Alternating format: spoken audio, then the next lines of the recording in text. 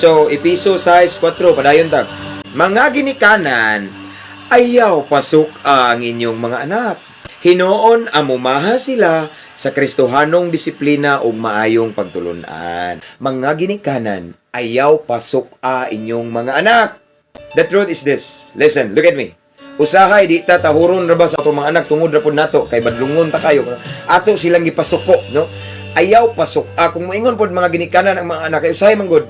Kami mga anak, napon mi time nga mubadlong mi. Kung mubadlong mi sa mga ginikanan na mo, kay naman po mi right kay anak man ta, di ba mga anak? Badlongon na to atong ginikanan niya, di po magpabadlong gahi pug mao na usahay nga mga suko mi di kalikaya na. Masuko mi for a purpose. I understand nga naay mga anak nga masuko sa ilang ginikanan tungod na kay ilang badlungon sa mga di maayong buhat. Di po maminaw masuko hinoon, no? Dili kalikaya na okay ra man na kinsa man day magbinadlungay anak ginikanan ug anak pwede ra na siya.